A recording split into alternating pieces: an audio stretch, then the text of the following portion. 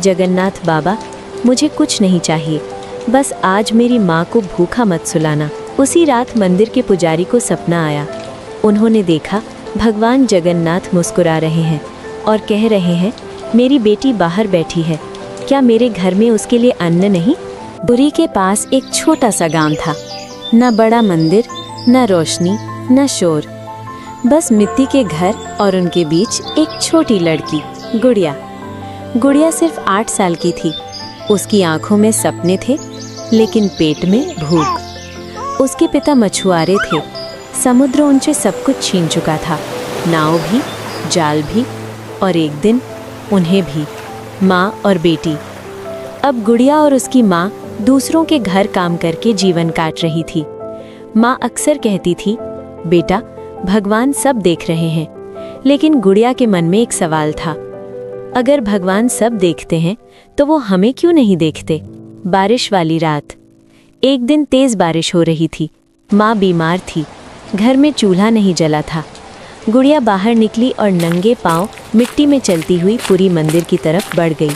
रात थी, मंदिर बंद था। छोटी सी प्रार्थना।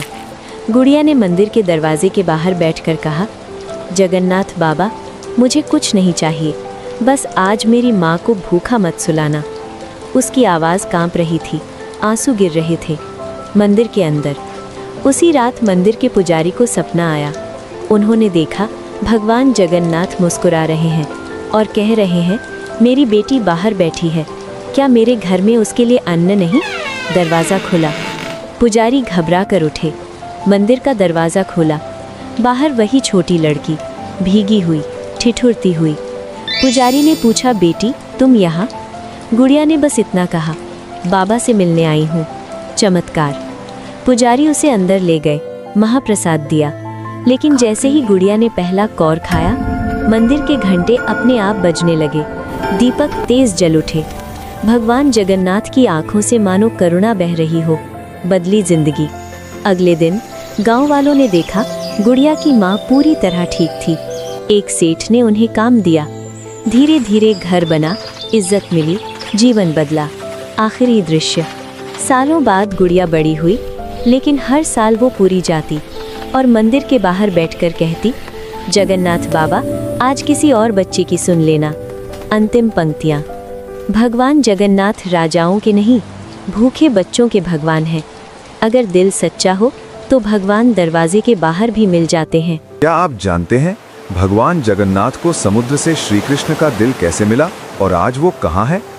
बहुत समय पहले द्वापर युग में भगवान श्री कृष्ण धरती पर अवतार लिए हुए थे। उनकी लीलाएं, ज्ञान और भक्तों के प्रति प्रेम से पूरा संसार आलोकित था। लेकिन जैसे सभी युगों का अंत होता है, वैसा ही इस युग का भी अंत निकट आ रहा था। एक दिन भगवान शिव के आदेश से कथा पूर्ण होनी थी। कृष्ण जैसे ही एक शांत वन में विश्राम कर रहे थे, उसी समय वहां एक शिकारी झरह आया। उसने कृष्ण के पैरों को हिरण की कान समझ लिया और बाण चला दिया। बाण लगते ही कृष्ण की दिव्य देह का अंत हो गया।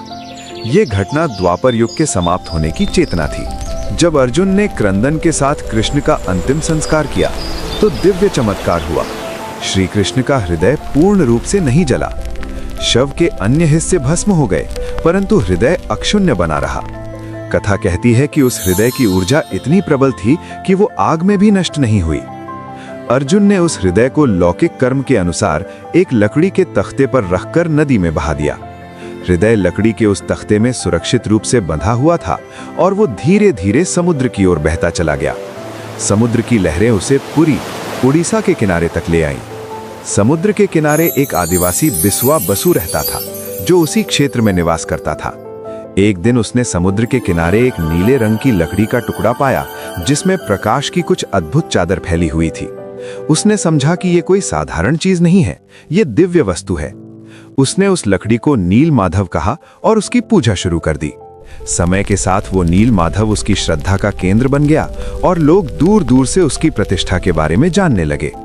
राजा इंद्रद्युम्न के सपनों में भगवान ने प्रकट होकर कहा कि नील माधव को मेरे लिए लाओ और उसे भक्ति के साथ स्थापित करो। राजा ने अपने पुजारी विद्यापति को भेजा।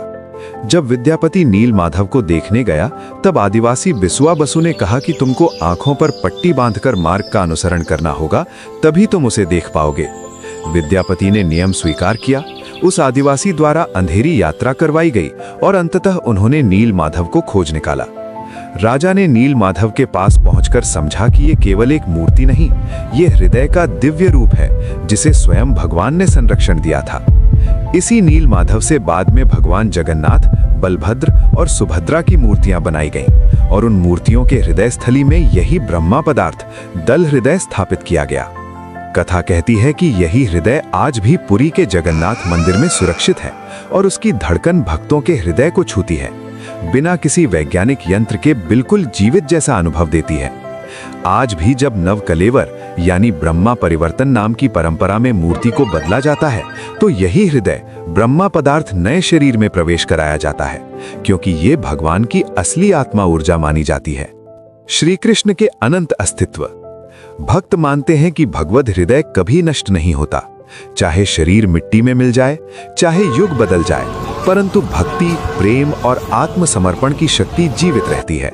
यही भावना जगन्नाथ रूप में हमारे सामने विद्यमान है, एक ऐसे भगवान के रूप में जिनका हृदय कभी नष्ट नहीं हुआ और वो आज भी हमारे बीच अपने भक्तों को प्यार, शांति और आशा प्रदान करते हैं।